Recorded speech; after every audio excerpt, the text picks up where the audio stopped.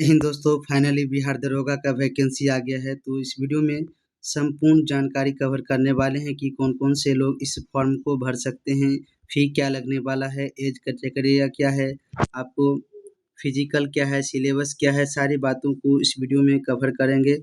चलिए सबसे पहले दोस्तों सभी लोगों को स्वागत है बिहार अड्डा 90 यूट्यूब चैनल पर।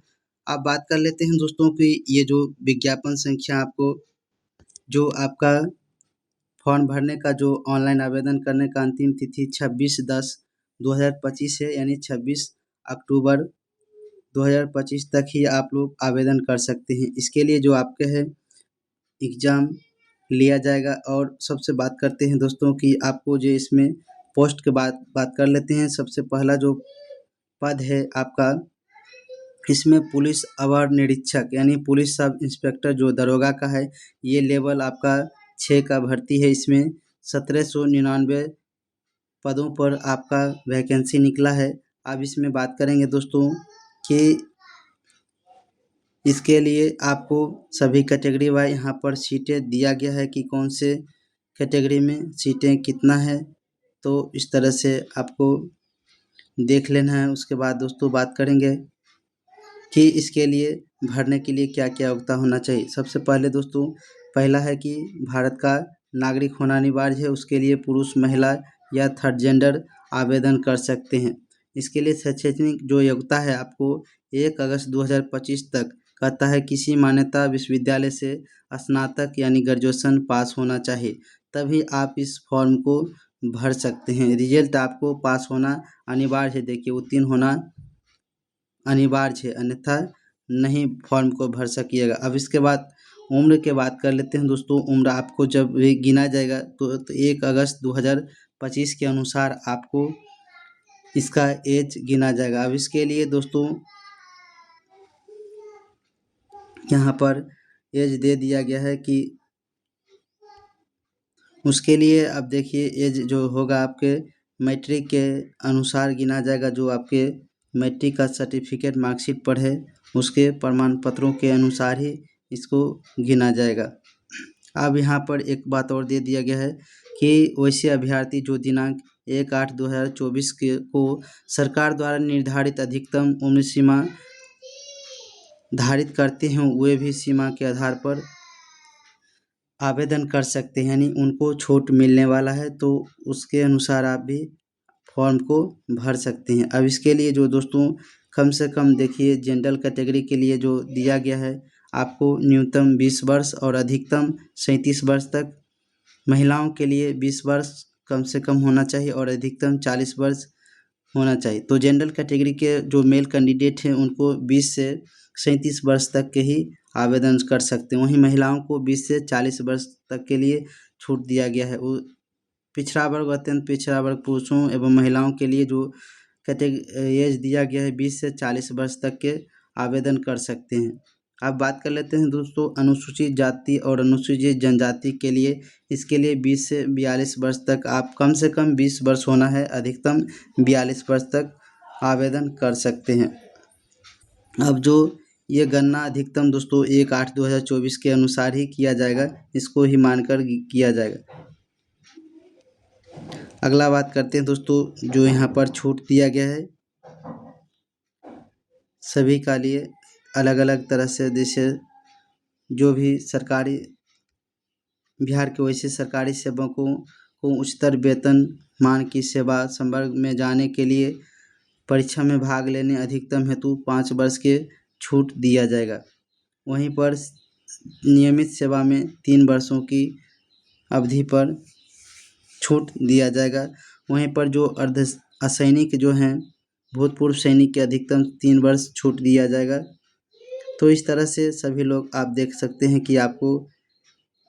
अब बात करते हैं दोस्तों शारीरिक सबसे बड़ा इम्पोर्टेंट जो पॉइंट है यही है कि आपको शारीरिक मापदंड के लिए क्या क्या होना चाहिए। इसमें ऊंचाई, सीना, वजन सभी को अंक दे नहीं है, लेकिन इसके लिए जो ऊंचाई के लिए कम से कम आपको अनारक्षित यानी समान वर्ग के लिए एवं पिछड़ा वर्ग पुरुषों के लिए कम से कम न्यूनतम जो है 135 सेंटीमीटर लंबाई होना जरूरी है। उसके बाद अत्यंत पिछड़ा वर्ग अनुसूचित जाति अनुसूचित जनजाति के लिए पुरुष के लिए 160 सेंटीमीटर होना ज़रूरी है, तभी आप इस फॉर्म को भर सकते हैं। महिलाओं के लिए दोस्तों यहाँ पर 155 सेंटीमीटर दिया गया है। तो जिन महिलाओं को लंबाई यानी ऊंचाई 155 सेंटीमीटर है तो आवेदन कर सकते हैं। अब अगला बात करते हैं दोस्तों, सीना जो होता है पुरुषों के लिए होता है, महिलाओं के लिए नहीं होता है। तो यहाँ पर बिना फुलाए आपको 81 सेंटीमीटर कम से कम होना चाहिए, फुलाकर 86 सेंटीमीटर यानी 5 सेंटीमीटर आपको सीना फुलाना होगा, अन्यथा आपको बाहर कर दिया गया। अनुसूचित जाति के लिए देख लेते हैं दोस्तों, बिना फुलाए 79 सेंटीमीटर और फुलाकर 84 सेंटीमीटर। तो सभी के लिए सीना 5 सेंटीमीटर फुलाना ज़रूरी है। अब बात करते हैं दोस्तों वज़न के लिए। वज़न का जो आवश्यक यहाँ पर कैटेगरिया दिया गया है, तो सभी वर्गों महिलाओं के लिए न्यूनतम 48 किलो वज़न होना आवश्यक है।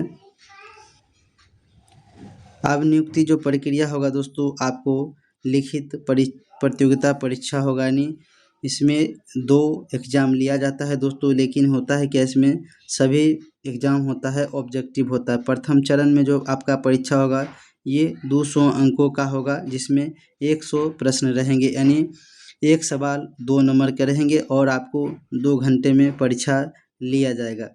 अब बात कर लेते हैं दोस्तों, कम से कम आपको 30% लाना अनिवार्य है। आपका इस रिजल्ट जो जारी किया जाता है, इसमें 20 गुना सफल अभ्यर्थियों का चयन किया जाता है। जितने भी सीट रहता है उसके कैटेगरी वाइज 20 गुना रिजल्ट जारी कर दिया जाता है मुख्य परीक्षा के लिए। इसमें मुख्य परीक्षा भी होता है दोस्तों, लेकिन उसमें भी आपको ऑब्जेक्टिव ही रहेगा और सेम सिलेबस रहता है। देखिए अब दूसरा पॉइंट देखते हैं, द्वितीय चरण जो होगा मुख्य परीक्षा, इसमें जो सफल विद्यार्थी होंगे उसी को मुख्य परीक्षा में भी 2 पत्र होंगे। प्रथम पत्र में 2 अंकों का समान हिंदी होगा, समान हिंदी 2 घंटे का होगा, जिसमें 100 प्रश्न रहेंगे हिंदी से। इसमें आपको 30 नंबर प्राप्त करना अनिवार्य होगा, अन्यथा आपको अघोषित कर दिया जाएगा, अयोग्य घोषित कर दिया जाएगा। उसके बाद दोस्तों दूसरा जो पेपर होगा मेंस में, आप में इसमें भूगोल, गणित, मानसिक, रीजनिंग, साइंस सभी विषय से, इतिहास से 200 नंबर के रहेंगे। इसमें भी 100 क्वेश्चन रहेंगे और ये भी 2 घंटे का रहेगा। तो सिलेबस सेम ही है, बशर्ते आपको पीटी में पास करना पड़ेगा, उसके बाद ही मेंस के लिए आगे दूसरा एग्ज़ाम दिया जाएगा। लेकिन यहाँ पर दोस्तों निगेटिव मार्किंग का प्रावधान है, दिया गया है कि प्रत्येक उत्तर के लिए 0.2 अंक काटा जाएगा। तो आपको सावधानी पूर्वक से प्रश्नों को बनाना है, कहता है। उसके बाद मुख्य जो परीक्षा होगा उसमें 6 गुना अभ्यर्थियों को फिजिकल के लिए बुलाया जाएगा। तो पहले में 20 गुना, उसके बाद दूसरे में मेंस में जो आपका एग्ज़ाम होगा उसमें 6 गुना ही अभ्यर्थी को बुलाया जाएगा। उसके बाद तृतीय चरण जो होता है आपको दोस्तों, तृतीय चरण यहाँ पर दिया गया है, शारीरिक योग्यता दक्षता परीक्षा होता है आपका, फिजिकल लिया जाता है। उसमें दौड़ जैसे है, दौड़ में आपको 1600 किलोमीटर यानी 1.6 किलोमीटर आपको दौड़ने के लिए 6.5 मिनट है, 6 मिनट 3 सेकेंड में 30 सेकेंड में आपको दौड़ना है। इसमें दौड़ के आधार पर मेरिट नहीं बनाया जाता है, तो आपको क्वालिफाई करना है। 6 मिनट 30 सेकेंड के अंदर आपको 1 मील यानी 1.6 किलोमीटर दौड़ लेना है। महिलाओं के लिए दोस्तों अलग यहाँ पर दिया गया है, कहता है सभी कोटि के महिलाओं के लिए जो है 1 किलोमीटर आपको दौड़ होगा, समय है 6 मिनट के अंदर आपको दौड़ लेना है, नहीं तो असफल घोषित कर दिया जाएगा। अब ऊंची कूद की बात कर लेते हैं दोस्तों कि आपको ऊंची जो कूद होता है उसको कितना फानना है। तो सभी कोटि के लिए 4 फीट ऊंचाई है, पाना है। सभी महिलाओं के लिए यहाँ पर 3 फीट दिया गया है, 3 फीट से जो कम फानेंगे उनको अघोषित कर दिया जाएगा।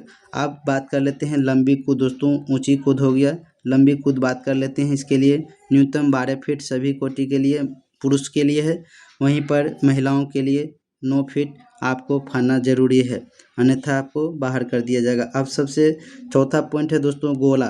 तो ये सारे प्रोसेस से आपको गुजरना पड़ेगा, गोला सभी कोटि पुरुष वर्गों के लिए आपको 16 पाउंड का गोला रहेगा, इसमें 16 फीट बिगना है। महिलाओं के लिए बात कर लेते हैं तो ये 12 पाउंड का रहेगा, 10 फीट आपको बिगना जरूरी है, 10 फीट से ज़्यादा आप जितना बिग सकते हैं।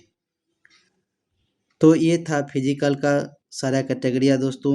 आप लोग अब उसके बाद अंतिम जो मेरिट लिस्ट तैयारी किया जाएगा, जब सभी चीज़ें आप फाइनली पास कर जाइएगा तो आपका मेरिट लिस्ट जारी कर दिया गया। यहाँ पर देख सकते हैं कैटेगरी बाय पद दिया गया है। अनुसूचित जाति के लिए 200 पद हैं।